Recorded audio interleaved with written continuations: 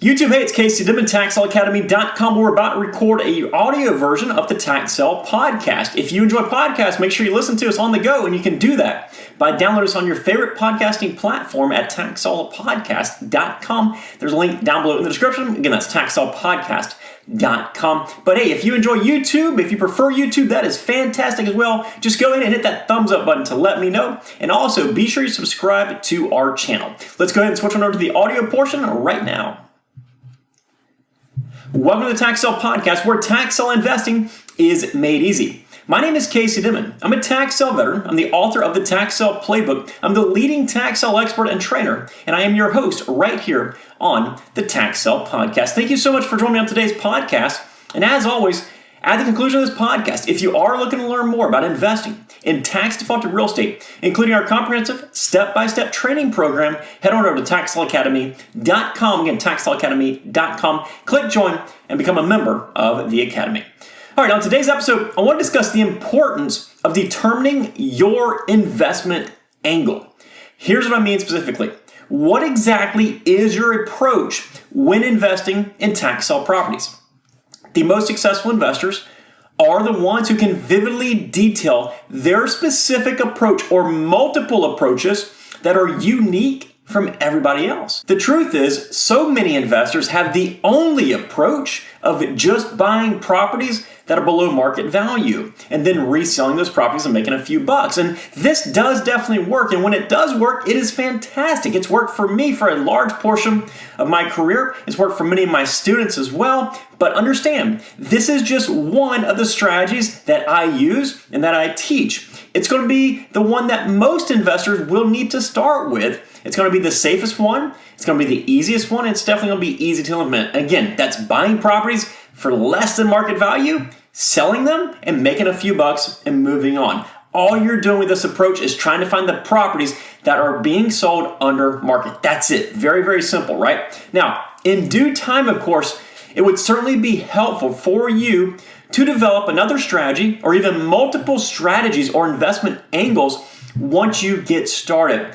Let me give you some examples that I've used, that my students have used, or other investors I work with or train or coach have used. Just to give you a few ideas of the possibilities of the different angles that are out there.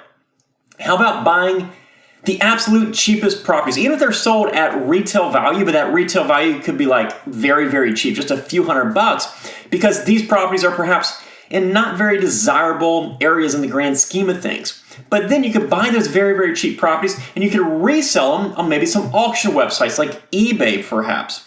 Often, what you'll do is you'll add transaction fees on top of the sales price to help pad your margin a little bit. So an example might be a vacant lot that you purchased at a tax sale for, say, $500, right? It's maybe a piece of property out in the desert, out in the forest, something that most people aren't really interested in, right? Not a whole lot of demand for it.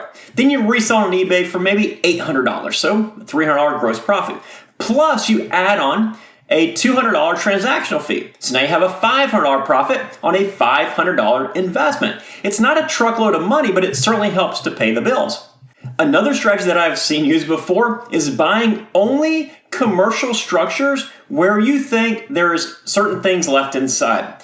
And what I mean by this is you're actually going around the country, some of these folks are, and they're kind of scrappers, if you will, right? They, instead of just doing it in one area, they travel the country and they'll buy every commercial property where they think there's some stuff inside. We're talking about things like fixtures that are perhaps worth some money. So what they'll do is they'll actually buy these buildings with the intention on breaking even on the building itself, breaking even on the real estate. They'll actually make a lot of their money, all their money, on the fixtures inside of that property.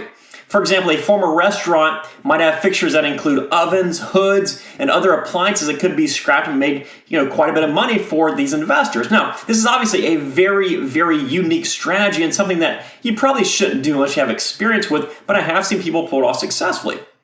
Another strategy is to utilize other people's money to invest in tax sale properties. These properties will produce low but guaranteed margins. And what you're doing is you are basically keeping the spread. Now, here's what I mean by that. With this strategy, you'd be borrowing funds from an outside investor. Say you borrow those funds at 6%. So that 6% is guaranteed to that investor who funds that transaction.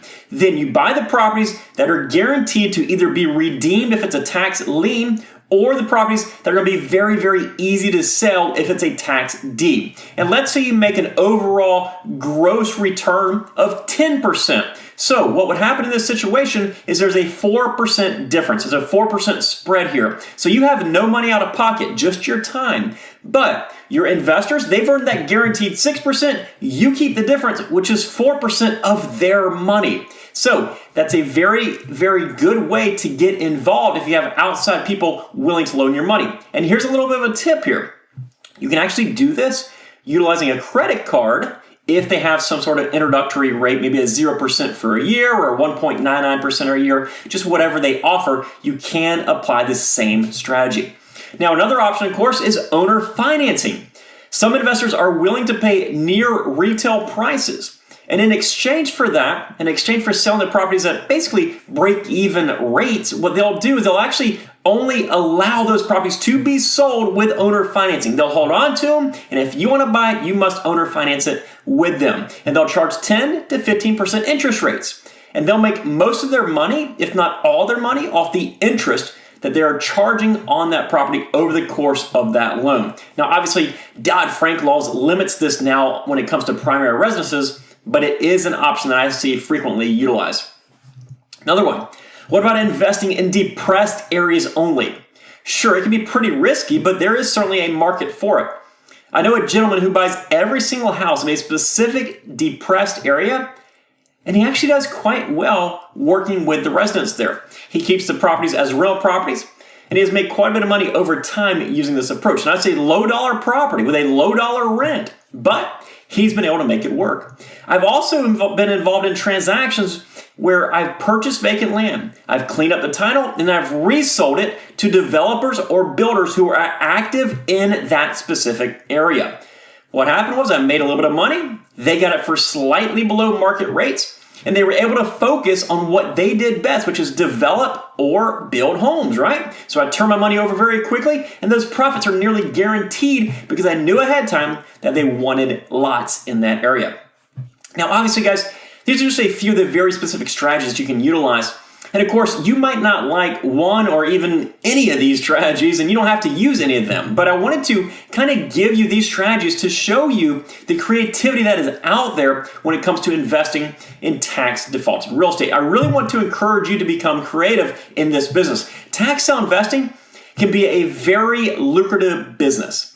But as I mentioned earlier, the most successful investors not only are going to jump on top of those easy deals where they are just standard properties sold below market values, but they're also going to utilize the out-of-the-box thinking by investing with different angles and different approaches. Now, if you're completely new to this business, you might find it difficult coming up with certain strategies or different angles, and I completely understand that. The reality is that your brain might just not think about it correctly, right? Kind of like a doctor will notice certain stuff in the medical field, or maybe a quarterback sees football plays differently, or maybe a mechanic looks at an engine differently. A veteran tax sale investor is certainly going to see different strategies than a beginner tax sale investor. But my suggestion for you is to start off with the easiest strategy to implement, which of course is the strategy where you're simply buying properties under market and then you're reselling them. And while there is more competition, it can be a great way to get your feet wet and learn what works and what doesn't. And then, this is the most important part, as you develop and as you learn, commit to yourself to keep your eyes open and learn the possibilities that exist. What happens to a lot of new investors is they get jaded by perhaps one easy deal, or maybe the complete opposite where they struggle to find that first deal and they get such tunnel vision that they don't pay attention to what's happening around them. So be very, very observant. Now, don't push anyone else's ideas or their suggestions or their approaches to the side. Really pay attention and say, will that work for me? Is that what I want to do? Now, I'm not saying you need to copy them completely, but carefully watch what others do and see if there's any way that you can implement it, whether it's now or in the future.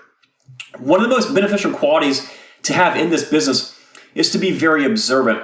Not only should you be observant of what other tax sale investors are doing, but be observant of the market, of investors' approaches that are even outside of the tax sale business. Pay attention to what's going on around you. So if you've been in this business for a while now, it is time to step outside of your comfort zone and start determining some of the other approaches that could potentially be more lucrative than what you're doing right now. And if you're just getting started, it's time to really focus on learning, but constantly remind yourself to pay attention to what others are doing and to never get stuck in a rut. And remember, scoop up every single property that you can that's easy and that meets your objectives and you can get below market value if you're confident you can sell it quickly. But always ask yourself, what other investment angles can you potentially take to acquire more properties? Guys, before I close out today's episode, I do want to remind you of 2 quick resources. If you haven't yet picked up this book, the Tax Sale Playbook, I really urge you to right now. You can grab it at taxsaleacademy.com. Just cover the nominal shipping cost. And of course, if you're looking to learn how to invest in tax-defaulted real estate in a comprehensive step-by-step manner, you're going to want to join the Tax Sale Academy, and you can do that by going to taxsaleacademy.com and clicking on join. And as always, guys, if you did enjoy this episode and you found it helpful, we'd be really appreciative if you take a few seconds out of your day to leave us some positive feedback and a 5-star rating. We read and we notice each and every single positive comment, and we are so thankful for those who have already taken the time to do so. I really hope this has helped you out today. Take care. See ya.